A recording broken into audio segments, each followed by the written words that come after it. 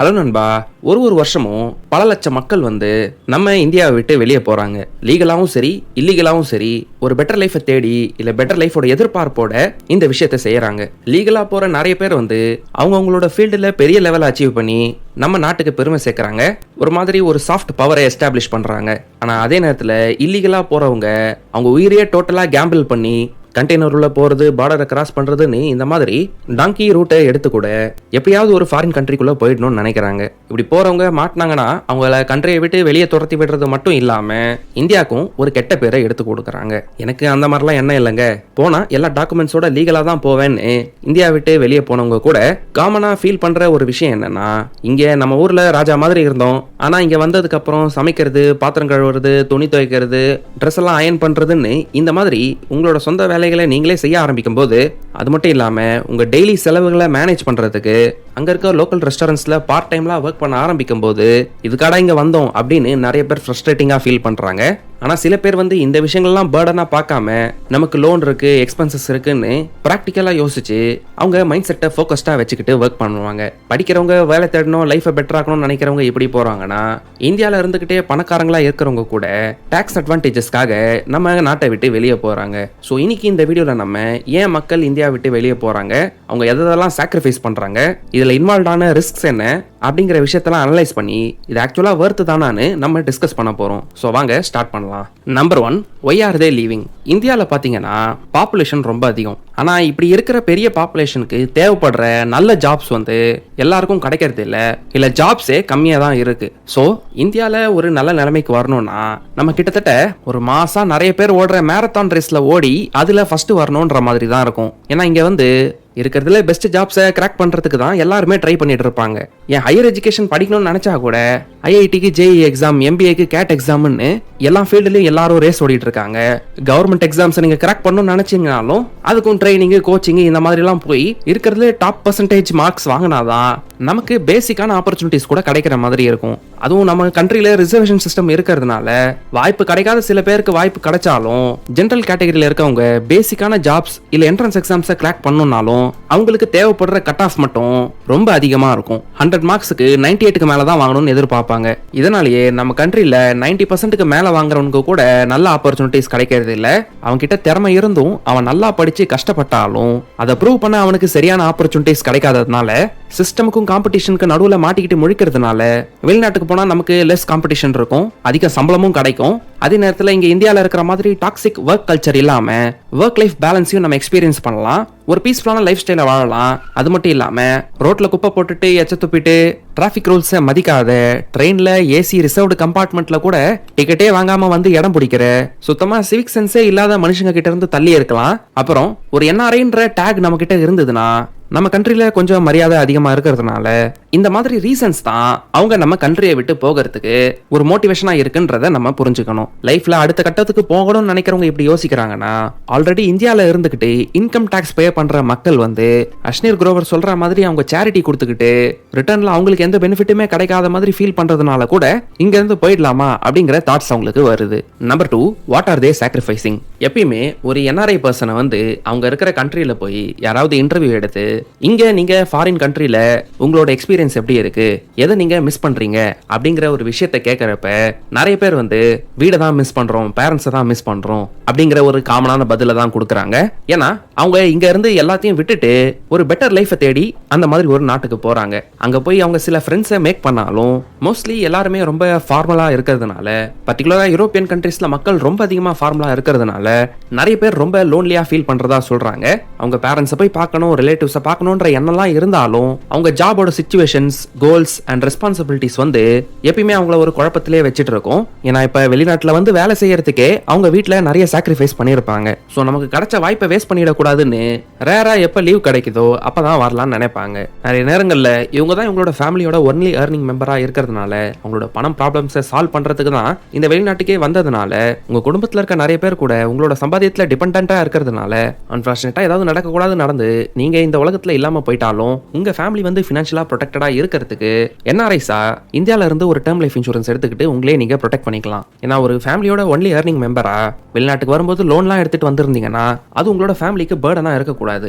இதனால உங்க ஆனுவல் இன்கமோட 20 மடங்கு கவரையாச்சு நீங்க மினிமமா எடுத்துக்க வேண்டிய இருக்கும். ஃபாரின் கண்ட்ரீஸ்ல இருக்கிற மாதிரி எக்ஸ்பென்சிவா இல்லாம இந்தியால இருக்க டேர்ம் லைஃப் இன்சூரன்ஸோட காஸ்ட் வந்து என்ஆர்ஐஸ்க்கு 30 to 50% கம்மியா தான் இருக்கும். அப்புறம் அங்க இருக்கிற மாதிரி மேக்ஸிமம் கவரேஜ் 30 to 40 இயர்ஸ்னு எந்த ரெஸ்ட்ரிக்ஷன்ஸும் இல்லாம இங்க இருக்கிற பிளான்ஸ்ல அப் டு 85 ஏஜ் வரைக்கும் கவர் கொடுக்குறாங்க. சில பிளான்ஸ்ல ஹோல் லைஃப் இன்சூரன்ஸும் கொடுக்குறாங்க. ஒரு என்ஆர்ஐயா உங்களுக்கு ஒரு மேஜரான அட்வான்டேஜ் என்னன்னா ரெசிடென்ட் இந்தியன்ஸ் கட்டுற 18% ஜிஎஸ்டி நீங்க கட்டவே தேவையில்ல. பிரீமியம்ஸ் ஆனுவலா கட்டும்போது அதுக்கு ஒரு அடிஷனல் 5% டிஸ்கவுண்டோட டோட்டலா உங்களுக்கு 23% டிஸ்கவுண்ட் கிடைக்கும். யூசுவலா என்ஆர்ஐஸோட இன்கம் அதிகமா இருக்கிறதுனால உங்களுக்கு அப் டு 5 crores வரைக்கும் கூட லைஃப் கவர் எடுத்துக்க முடியும். ஸோ நீங்க வேற ஒரு நாட்டில் இருக்கும்போது உங்க கண்ட்ரியில் இருக்க உங்க பேரண்ட்ஸ் அண்ட் ஃபேமிலியை ஃபினான்ஷியலா ப்ரொடெக்ட் பண்ணிக்கிறதுக்கு டிஸ்கிரிப்ஷன்ல இருக்க லிங்கை கிளிக் பண்ணி பாலிசி பசார் வெப்சைட்ல உங்களோட டீடைல்ஸ் என்டர் பண்ணீங்கன்னா ஒரு லிஸ்ட் ஆஃப் கோட்ஸ் வந்து உங்களுக்கு கண்ணு முன்னாடி வரும். அங்க இருக்க அவைலபிள் ஆப்ஷன்ஸை கம்பேர் பண்ணி பார்த்து உங்களுக்கு தேவைப்படுற பிளானை ஒரு 24/7 கிளைம் அசிஸ்டன்ஸோட செலக்ட் பண்ணிக்கோங்க. யூசுவலா கல்ஃப் நேஷன்ஸ்ல ஒர்க் பண்ற நிறைய பேர் தான் இந்தியால இருந்து அவங்களோட டேர்ம் பிளான்ஸை எடுத்துட்டு இருக்காங்க, followed by US, UK and Australia. So ஒரு என்ஆர்ஐ உங்க ஃபேமிலியோட ஃபினான்ஷியல் ஃபியூச்சரை ப்ரொடெக்ட் பண்ணிக்கணும்னு நினைக்கிறீங்கன்னா டிஸ்கிரிப்ஷன்ல இருக்க லிங்கை கிளிக் பண்ணி அந்த பிளான்ஸை செக் பண்ணி பாருங்க. ஃபேமிலியை ரிலேட் பண்ணி பார்க்கும்போது இந்த மாதிரி விஷயங்களை அவங்க சாக்ரிஃபைஸ் பண்ற மாதிரி இருக்குன்னா அடுத்து அவங்க டெய்லி லைஃப்ல பண்ற ஆக்டிவிட்டீஸ்லயும் சில விஷயங்களை மிஸ் பண்றாங்க. அதுல ஒரு முக்கியமான விஷயம் வீட்டு சாப்பாடு தான். ஆரம்பத்துல கொஞ்சம் வெளியே சாப்பிட்டுட்டு இருந்தாலும் எவ்வளவு நாள் இப்படியே சாப்பிட முடியும், வீட்டில் சாப்பிட்டு தான் ஆகணும்னு அவங்க கிட்ட இருக்கிற லிமிடெட் குக்கிங் நாலேஜை வச்சு ஏதோ அரைகுறையா சமைச்சு சாப்பிட்டுப்பாங்க. நல்ல இந்தியன் ஃபுட் சாப்பிட முடியலன்ற ஒரு வருத்தம் அவங்களுக்கு இருந்துகிட்டே இருக்கும். அதே நேரத்தில் நல்ல ஃபுட் சாப்பிடலான்னு வெளியே போய் சாப்பிட்டா ஒரு இனிஷியல் ஸ்டேஜஸ்ல படிச்சுட்டு இருக்கும் போதோ லோன்லாம் கட்டிட்டு இருக்கும் போதோ இல்ல வேலைக்கு போன ஃபர்ஸ்ட் ஃபியூ இயர்ஸ்ல கொஞ்சம் ஃபினான்சஸ் டைட்டா இருக்கிறதுனால அங்க இருக்க காஸ்ட் ஆஃப் லிவிங்கும் அதிகமா இருக்கிறதுனால எப்பயுமே வெளியே சாப்பிடுற மாதிரி அவங்க அவ்வளோ அதிகமா செலவு பண்ண முடியாது.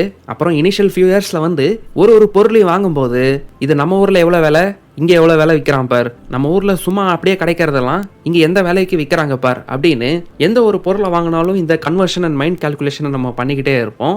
இந்தியாவோட லோ காஸ்ட் ஆஃப் லிவிங்கை கண்டிப்பாக மிஸ் பண்ணுவோம். இந்த விஷயங்கள்லாம் மிஸ் பண்ணுறதோட சேர்த்து வீட்டில் எப்பயுமே நம்ம டெய்லி ஆக்டிவிட்டீஸ்க்கு அசோசியேட்டடாக ஹெல்ப் பண்ணுற நிறைய விஷயங்கள், அதாவது வீடை க்ளீன் பண்ணுறது, பாத்திரம் கழுவுறது, ட்ரெஸ்ஸை துவைச்சு காய வச்சு அயன் பண்ணுறதுன்னு இந்த மாதிரி விஷயங்களுக்கெல்லாம் இந்தியாவில் வீட்டில் இருக்கும்போது நம்மளோட பேரண்ட்ஸோ இல்லை ஹவுஸ் மேட்ஸ்லாம் இருந்து நமக்கு ஹெல்ப் பண்ணிட்டு இருந்ததுனால ஹாஸ்டல் அந்த அளவுக்கு எக்ஸ்பீரியன்ஸ் பண்ணாதவங்க இந்த விஷயங்களையும் கண்டிப்பா மிஸ் பண்ணுவாங்க. நம்ம லிஸ்ட் பண்ண எல்லா விஷயங்களும் சாக்ரிஃபைஸ் பண்ணிட்டு தான் அவங்க அப்ராட்ல ஒரு வாழ்க்கையை செலக்ட் பண்றாங்க. அவங்க இதை மட்டும் பண்ணாம வெளிநாட்டுல போய் இருக்கிறதுனால சில ரிஸ்க்ஸையும் ஃபேஸ் பண்றாங்க. அது என்னென்னன்றத பத்தி அடுத்து டிஸ்கஸ் பண்ணுவோம். Number 3, risks involved and strategies that can be followed. அப்ராடுக்கு போய் ஒரு புது லைஃபை ஸ்டார்ட் பண்ணணும்னு நினைக்கிறவங்களோட பெரிய ரிஸ்க் என்னன்னா அவங்க எடுக்கிற லோன் தான். இது வந்து எஜுகேஷன் லோனா இருக்கலாம், இல்ல எஜுகேஷன் லோனுக்கு போகாதவங்க சம்டைம்ஸ் வந்து இந்தியாவில் அவங்களோட சொத்தை அடமானலாம் வச்சுதான் அங்க ஃபாரின் கண்ட்ரில போறதுக்கான ஃபண்ட்ஸ் எல்லாம் ரெடி பண்ணியிருப்பாங்க. ஏன்னா ஆனஸ்டா நம்ம கால்குலேட் பண்ணி பார்த்தா எந்த ஒரு ஃபாரின் கண்ட்ரிக்கு நீங்க போய் படிக்கணும்னு நினைச்சீங்கனாலும், அதாவது அங்க மாஸ்டர்ஸ் படிக்க போனீங்கன்னா மினிமம் உங்களுக்கு 25 lakhs செலவாகும். அது மினிமம். மோஸ்டா இந்த 25 lakhs சொல்றதெல்லாம் சில யூரோப்பியன் கண்ட்ரிஸ்க்கு தான் பொருந்தும். யூஎஸ்லாம் போனீங்கன்னா சாலிடா 40 to 50 lakhs மினிமம் ஆகும். அதுவும் வெளிநாட்டுல MBA எல்லாம் படிக்கணும்ன்றது உங்க ஆசையா இருந்ததுன்னா அது 1 கோடி ரேஞ்சில் செலவாகும். ஏன் இவ்வளோ ரிஸ்க் எடுக்கிறாங்கன்னு நீங்க கேட்கலாம். மோஸ்ட் கேசஸ்ல இவ்வளோ செலவு பண்ணி படிக்கிறவங்க வந்து அவங்க அதை ஒரு இன்வெஸ்ட்மெண்ட்டா தான் பார்ப்பாங்க. ஏன்னா ஒரு மாஸ்டர் டிகிரியை ஹோல்டு பண்றவங்களுக்கு வந்து கிராஸ் சேலரி வந்து யூசுவலா யூஎஸ்லாம் above 50 lakhs இருக்கிறதுனால அவங்க லிவிங் எக்ஸ்பென்சஸ் டாக்ஸ்லாம் போக ஒரு 3 to 4 years அங்க இருந்தா நம்மளோட கடனெல்லாம் அடிச்சிடலாம். அடுத்த 5 to 10 yearsல கரியர்லயும் க்ரோ ஆகி அங்க போய் ரொம்ப இடத்துக்கு தகுந்த மாதிரி மாறிடாம இந்தியன் மைண்ட் செட்டோட சேவிங்ஸ் அண்ட் இன்வெஸ்ட்மெண்ட்ஸ் எல்லாம் சரியா பண்ணிட்டு இருந்தாங்கன்னா க்ரோர்ஸ் கணக்குல வெல்த்தையும் பில்ட் பண்ணிடலான்ற ஐடியாவோட தான் இந்த ரிஸ்கை நிறைய பேர் எடுக்கிறாங்க. ஆனா இவ்வளோ பெரிய ரிஸ்கை எடுக்கிறதுக்கு முன்னாடி நிறைய பேர் புரிஞ்சுக்க வேண்டிய விஷயம் என்னன்னா economics and job market situation எப்பயுமே எல்லாருக்குமே ஒரே மாதிரி இருக்காது. ஒரு காலகட்டத்திலையும் ஒரு கண்ட்ரியில் நடக்கிற ஆக்டிவிட்டிஸை பொறுத்து அவங்களோட எக்கனாமி எக்ஸ்பேண்ட் ஆகும், இல்ல ஸ்லோ டவுன் ஆகும், இல்ல டவுன்வர்ட் ட்ரெண்ட்ல போயிட்டு இருக்கும். நீங்க போய் படிச்சு கிராஜுவேட் ஆகிற நேரத்துல எக்கனாமி எக்ஸ்பேண்ட் ஆகுது, நிறைய ஜாப் டிமாண்ட் இருக்கு, சேலரி க்ரோத்ஸ் இருக்கு, கம்பெனிஸும் அதிகமா ப்ராஃபிட் பார்த்துக்கிட்டே இருக்கிறாங்கன்னா நீங்க எடுக்க போற ரிஸ்க்கு வந்து உங்களுக்கு கிடைக்கக்கூடிய ரிவார்டு வந்து ரொம்ப சீக்கிரமா கிடைக்கும். பட் உங்க நேரம் சரியில்லாம நீங்க கிராஜுவேட் ஆகிற டைம்ல வந்து எக்கனாமி ஸ்லோ டவுன் ஆயிடுச்சு, ஜாப்ஸ்லாம் ஷ்ரிங்க் ஆகிட்டு இருக்கு, ரிசெஷனை ஃபேஸ் பண்ண போறோம், ஸ்டாக் மார்க்கெட் டவுன் ஆகுது, கம்பெனிஸ் லாஸஸை போஸ்ட் பண்ண ஆரம்பிக்கிறாங்க, இல்ல growthலாம் ஸ்லோ டவுன் ஆயிடுச்சுன்னு இந்த மாதிரி சிச்சுவேஷன் இருந்ததுன்னா உடனே உங்களுக்கு ஒரு நல்ல வேலை கிடைக்கிறதுக்கு கஷ்டமா போயிடும். இதனால நீங்க ரொம்ப பேசிக்கான ஜாப்ஸை செஞ்சுக்கிட்டு கடனோட வீட்டுக்கு திரும்பவும் போக முடியாம உடனே கிவ் அப் பண்ணிடக்கூடாதுன்ற எண்ணத்தோட அங்க ஒரு மாதிரி ப்ராப்ளமேட்டிக் சுச்சுவேஷன்ல இருக்கிற மாதிரி இருக்கும். அதுவும் இந்த எக்கனாமிக் ஸ்லோ டவுன் டைம்ல விசா ரெஸ்ட்ரிக்ஷன்ஸ் இல்ல ஒர்க் பெர்மிட் கிடைக்கிறதெல்லாம் இன்னும் கஷ்டமா போயிடுறதுனால அங்க இருக்கிற எம்ப்ளாயர்ஸ் கூட உங்களுக்காக அதிகமா ரிஸ்க் எடுத்து இந்த விசா ப்ராசஸிங் வேலையெல்லாம் பண்ணி ஒரு ஜாபை கொடுக்க ட்ரை பண்றதை விட லோக்கல் டேலண்டே ஹையர் பண்ணிக்கலாம்னு நினைப்பாங்க.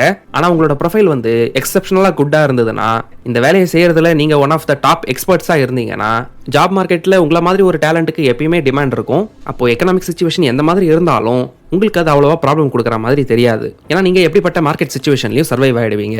ஸோ ஃபைனலா இந்த எல்லா விஷயங்களையும் யோசிச்சு அனலைஸ் பண்ணி பர்ச்சேசிங் பவர் பேரிட்டி கால்குலேஷன்ஸ்லாம் கூட போட்டு பார்த்து, அதாவது யூஎஸ்ல நீங்க $100,000 சம்பாதிச்சீங்கன்னா அது லிட்டரலா டாலர்லேருந்து ருபீஸ்க்கு கன்வெர்ட் பண்ணி பார்த்தா அப்ராக்சிமேட்டா 85 lakhs வரும். ஆனா இந்தியாவில் கிடைக்கிற சேலரிஸ் அண்ட் காஸ்ட் ஆஃப் லிவிங்கோட அதை கம்பேர் பண்ணி பார்த்தீங்கன்னா, நீங்க இந்தியாவில் வருஷத்துக்கு 20 to 25 lakhs சேலரி வாங்கிட்டு இருக்கீங்கன்னா அதுக்கு ஈக்குவலா இருக்கிற மாதிரி தான் இருக்கும். ஸோ இந்தியாவிலே நீங்க இந்த அளவுக்கு சேலரி வாங்குறீங்கன்னா மோஸ்ட் கேசஸ்ல உங்க கரியர் growth-உம் நல்லா தான் இருக்க போகுது. ஃபியூச்சர்ல உங்களுக்கு நல்ல சேலரி ஹைக்ஸ் கிடைக்க தான் போகுது. ஸோ இந்த கால்குலேஷன்ஸையும் போட்டு பார்த்ததுக்கு அப்புறமா நம்ம இந்த வீடியோல டிஸ்கஸ் பண்ண எல்லா திங்ஸையும் கன்சிடர் பண்ணி இந்த ப்ரோஸ் அண்ட் கான்ஸ் அனலைசிஸ்லாம் பண்ணதுக்கு அப்புறமா கூட உங்களுக்கு சரின்னு பட்டுதுன்னா அப்ப நீங்க NRI மாறுறதுக்கு ட்ரை பண்ணலாம்.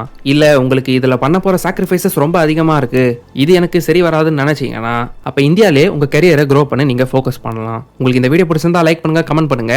ஒரு ஃபாரின் கண்ட்ரிக்கு போகணும்னு ஆசைப்படுற ஃப்ரெண்ட்ஸ் கிட்டயோ இல்ல ஆல்ரெடி உங்க ஃப்ரெண்ட் NRI இருந்தா அவங்களுக்கு இந்த வீடியோவை ஷேர் பண்ணுங்க. நீங்க ஒரு NRI இருந்து உங்களுக்கு டேர்ம் லைஃப் இன்சூரன்ஸ் தேவைப்படுதுன்னா டிஸ்கிரிப்ஷன்ல இருக்க லிங்கை செக் பண்ணி பாருங்க. சேனல்ல இருக்க அதர் ஃபினான்ஸ் ரிலேட்டட் வீடியோஸை இங்க கிளிக் பண்ணி பாருங்க. சேனலுக்கு இன்னும் சப்ஸ்கிரைப் பண்ணலாம், சப்ஸ்கிரைப் பண்ணிட்டு எங்களை வாட்ஸ்அப், இன்ஸ்டாகிராம் அண்ட் டெலிகிராம்லயும் ஃபாலோ பண்ணுங்க. கடைசியா தேங்க்யூ ஃபார் வாட்சிங்.